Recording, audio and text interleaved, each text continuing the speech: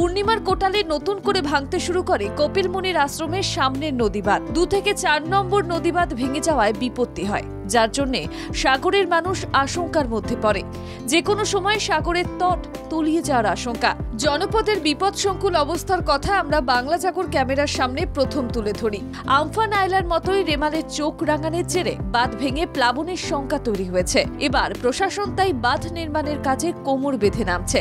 সুন্দরবন উন্নয়ন মন্ত্রী বঙ্কিমচন্দ্র হাজরা পরিস্থিতি পর্যালোচনা করেন। প্রশাসনিক স্তরে পর্যটন ও তীর্থকেন্দ্রকে সুরক্ষিত রাখার প্রয়াস জারি রয়েছে। স্থানীয়রা চাইছেন দ্রুত বাঁধ মেরামত হোক। কেন্দ্র নীরব ভূমিকা নেওয়ায় সুন্দরবনবাসী ক্ষুব্ধ। সংস্কারের কর্মযজ্ঞে হাত দিলে বড় আগ্রহী প্রশাসনের কর্তারা। প্রশাসনিক তৎপরতা দেখে এলাকাবাসী দায়িত্বশীল সংবাদ মাধ্যম হিসেবে বাংলা জাগরকে ধন্যবাদ জানাচ্ছে। কেন্দ্রীয় নিষ্ক্রিয়তার মাঝে রাজ্য সরকার বাঁধ শক্তিশালী করতে এগিয়ে আসায় বাসিন্দারা কিছুটা স্বস্তি পাচ্ছে। বাংলা জাগো চ্যানেলকে আমি ধন্যবাদ জানাই। ওনারাই এই সাগরের নদী ভাঙনটা প্রথমেই চ্যানেলের মাধ্যমে দেখিয়েছিল।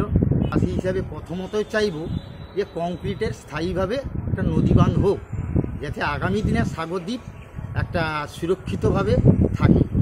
এটা আমি সাগরদ্বীপের মাননীয় মন্ত্রীর কাছে আমার বিনীত আবেদন সাগরদ্বীপবাসী হিসেবে আমার থাকে। প্রতি বছর গঙ্গাসাগর মেলার আগে কোটি কোটি টাকা বরাদ্দ করা হয় এই নদীবাঁধ মেরামতি করার জন্য। প্রশাসন চেষ্টা চালায় নদীবাঁধকে শক্তিশালী করার, কিন্তু কেন্দ্র আর্থিক অনুদান না করায় রাজ্য সাধ্যমতো সংস্কারের প্রয়াস নেয়। তাই এই প্রেক্ষাপটে জনস্বার্থে বাঁধ সংস্কারের কাজ চলবে বলেই আশা। মৌসুনী গ্রাম পঞ্চায়েত অধীন বালিয়াড়া মৌজায় যে 200 মিটার নদী বাউন্ডারি ভেঙেছে, সেই নদী বাউন্ডারির জন্য ইতিপূর্বে ইরিগেশন দপ্তর কাকদ্বীপ সাব ডিভিশন থেকে ইমার্জেন্সি কাজের বরাদ্দ হয়েছে। ইতিমধ্যে কাজ শুরু হয়েছে, কাজটাও চলছে। আমরা পঞ্চায়েত থেকে সেখানে পর্যবেক্ষণ করেছি এবং ডিপার্টমেন্টলি জানানো হয়েছে, মন্ত্রী মহাশয়কেও জানানো হয়েছে। আগামী দিনে যাতে করে পাকাপোক্ত কাজ হয় তার জন্যও লোকেশন দেওয়া আছে। প্রতি বছর গঙ্গাসাগর মেলা হয়।